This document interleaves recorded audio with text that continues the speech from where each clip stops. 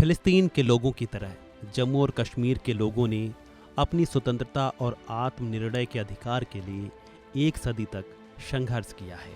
Similarly, like the people of Palestine, the people of Jammu and Kashmir too have struggled for a century for their freedom and right to self-determination. Instead of moving towards peace, India has resiled from its commitments to implement the Security Council resolutions on Jammu and Kashmir. United nation में फिर एक बार पाकिस्तानी प्रधानमंत्री शहबाज शरीफ ने कश्मीर राग अलापा। ये पहली बार नहीं है जब पाकिस्तान ने अंतर्राष्ट्रीय मंच पर जम्मू कश्मीर को लेकर घड़ियाली आंसू बहाए हों। और हर बार की तरह ही यूएनजीए में राइट ऑफ रिप्लाई के दौरान भारत ने उसको उसी की करतूत याद दिलाते हुए उसके विश्व में शांति और मानवाधिकारों पर करारा पाठ भी पढ़ाया है। ठीक ऐसा ही कुछ एक बार फिर देखने को मिला है।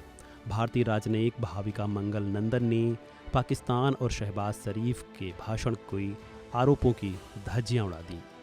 भाविका ने पाकिस्तान को क्या कुछ जवाब दिया है, उससे पहले जानते हैं कि भारतीय राजनयिक भाविका मंगल नंदन कौन है। कौन है भाविका मंगल नंदन? भाविका मंगल नंदन एक भारतीय राजनयिक हैं जिन्हें संयुक्त राष्ट्र में भारत के स्थायी प्रतिनिधि के रूप में चुना गया था। उन्होंने 2015 में सिविल सर्विस परीक्षा पास कर भारतीय विदेश सेवा को चुना था।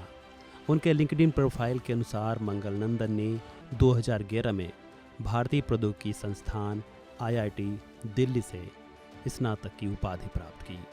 मंगला नंदन वर्तमान में संयुक्त राष्ट्र में आतंकवादी रोधी और साइबर सुरक्षा प्रथम समिति, निरस्त्रीकरण और अंतर्राष्ट्रीय सुरक्षा संयुक्त राष्ट्र महासभा समन्वय की जिम्मेदारी संभाल रही हैं। उनके लिंक्डइन प्रोफाइल के अनुसार ही उन्होंने श्राइडर इलेक्ट्रिक में सीनियर इंजीनियर मार्केटिंग और टाटा कंसल्टेंसी सर्विसेज में सहायक सिस्टम इंजीनियर के रूप में भी काम किया है। खैर, ये तो रही बात भाविका के सफ़र की। पाकिस्तान को उन्होंने जवाब में बड़ी नसीहतें दी हैं।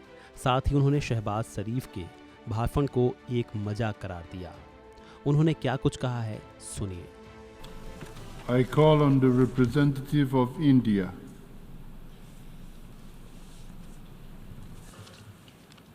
Mr. President, this assembly regrettably witnessed a travesty this morning.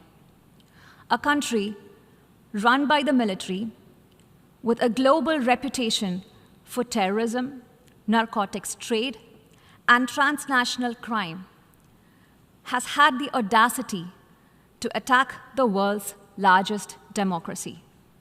I speak about the reference to India in the speech of the Pakistani Prime Minister. As the world knows, Pakistan has long employed cross-border terrorism as a weapon against its neighbors. It has attacked our parliament, our financial capital Mumbai, marketplaces, and pilgrimage routes. The list is long. For such a country to speak about violence anywhere is hypocrisy at its worst. It is even more extraordinary for a country with a history of rigged elections to talk about political choices, that too in a democracy. The real truth is that Pakistan covets our territory and in fact has continuously used terrorism to disrupt elections in Jammu and Kashmir, an inalienable and integral part of India. A reference has been made to some proposal of strategic restraint. There can be no compact with terrorism. In fact, Pakistan should realize that cross-border terrorism against India will inevitably invite consequences. It is ridiculous that a nation that committed genocide in 1971 and which persecutes its minorities relentlessly even now dare speak about intolerances and phobias. The world can see for itself what Pakistan really is.